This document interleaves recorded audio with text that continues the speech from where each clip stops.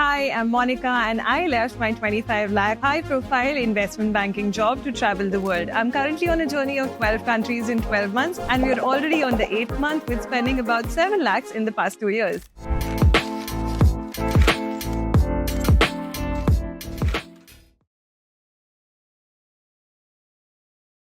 I was born in Rajasthan in a small town. Everybody in my college just told me if I need to earn money, I either need to become a consultant or I should get into investment banking. So I did everything in my gut to get an investment banking job and worked there for 5 years. Because investment banking is comparatively less work-life balance job, it became a little difficult to extend my leaves and travel only within those 10 days. And that started kind of like getting to me when I started just putting a lot of my pictures and a lot of my videos online. I started sharing my stories and people started relating to me. That kind of picked up when I got married and a prospect of shifting to Singapore came in. By then, it seemed a little more logical to actually quit my job. I had enough saved.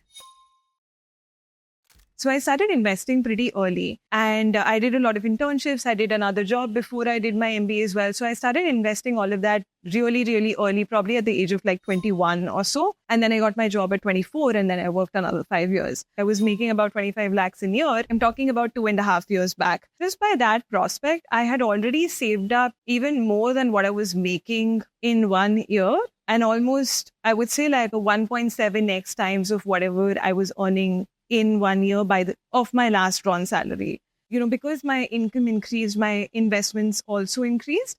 But just as a very basic thumb rule, this is something that my dad has passed down to me. What I would do is I would invest 50% of my savings. So my company had a biannual appraisal or a biannual increment. And whatever that increment used to be, I used to ensure that that increment is invested as well and it is not taken into my expenses. I think I averaged about 15 to 16% a year.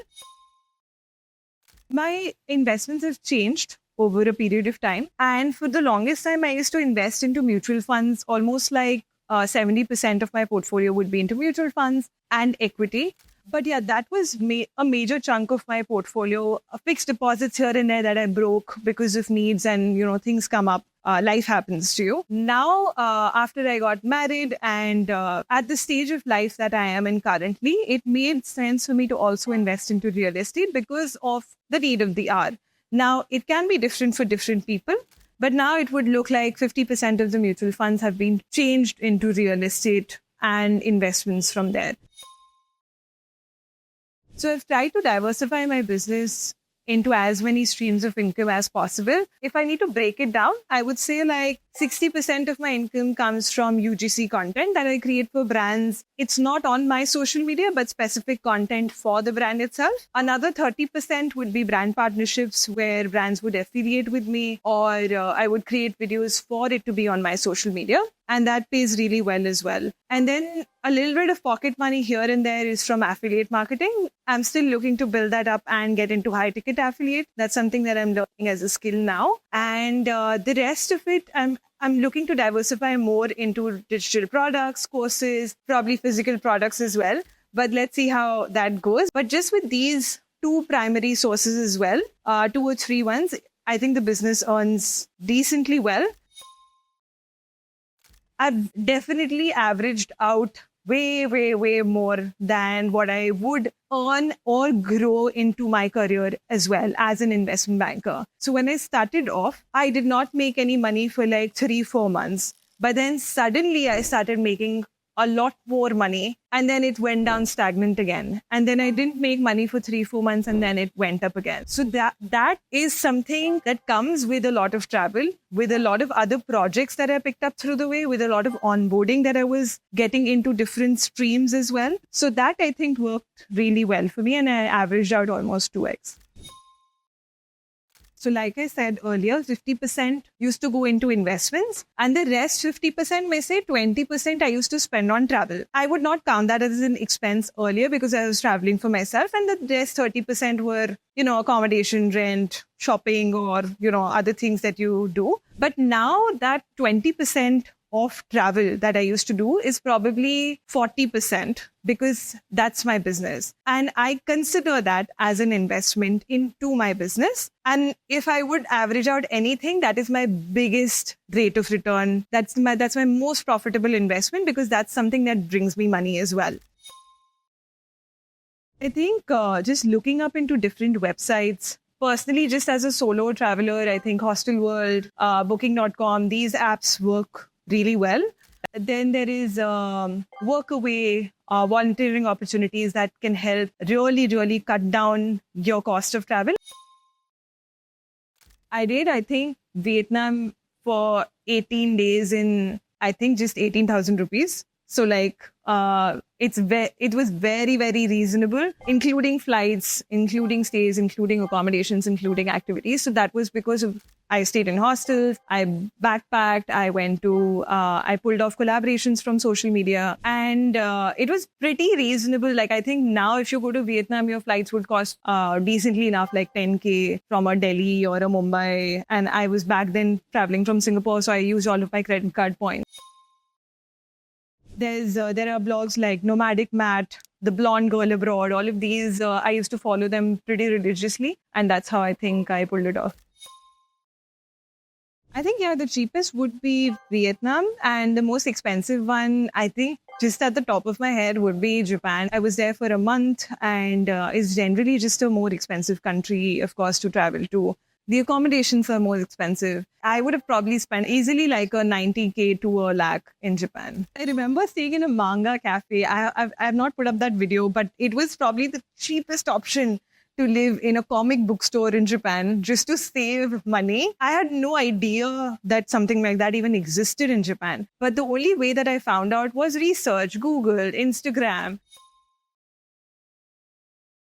I have different insurances in different countries. That's how I used to manage earlier. So, India mein alag tha, Singapore mein alag tha, and that's how they still keep running. Because again, my insurances are also investments at the end of the day. My policies are so that give me return later. However, for a travel and a medical insurance, I primarily use a global insurance like SafetyWing. It is comparatively a more affordable option that covers into 185 countries, I think. It also covers adventure sports. There are other insurances also in the market that work similarly. You'll have to stretch it a little bit and you'll have to tweak around few things. So travel is a choice, right? And luxury within travel is also a choice. Now, if you say that I want to take a cab for a 5-minute drive versus a 19-minute walk, for example, Japan, okay? That cab in Japan would cost you $40, but the 19-minute walk is free. Now, that's a choice that you will have to take when you plan a trip of 30,000. There are people who live, say, in 30,000, 40,000 in Bali for like a whole month. Now, how do you do that? You can go for a volunteering opportunity. You can go with Workaway, go with offer skills in a hostel. Sorry, your food, stay and accommodation is free. And then you're going around places with, say, $100 scooty rent per day. So that's 3,000 rupees. And then you figure out probably a layover flight to Bali from Singapore, or you go on an off-shoulder season. That's how can you do a 30,000 trip for a month? Yeah, you can. But you will have to take those choices and let go of, I don't want to live in a glass house in Bali, or I don't want to live in a luxurious bungalow in Bali, or say I would live in Lombok instead of Bali. Those choices can be taken. As an Indian, I think Southeast Asia is pretty affordable to travel to. So you can maybe leaving out, now Japan is becoming more affordable. If you leave out like countries like Japan or South Korea or Singapore, apart from that, I think you can do like a $20, $25 a day, even a $10 a day sometimes in some countries. If you go to Africa, also I would say that it's overall, it would be like a $30, $35. But the thing in Africa is that the safaris are expensive. And you need $250 a day just for renting a vehicle of a safari. Now, if you have another way to figure that out, which I was not able to, you can probably afford it in cheaper, or you have your own vehicle, then you can do it for cheaper. If you go to Europe, it would be, of course, a little more higher than a $35, $40. So I think that would be a range of different countries for Indians generally. And if you're very strong on what your plan is for the next 6 months, it makes sense to quit. Have you built all the contacts? Have you looked into all the references? Did you do enough research on the business that you're building and getting into travel? Have you done enough research on the countries that you want to live in? Have you checked what's the Wi-Fi cost in that country?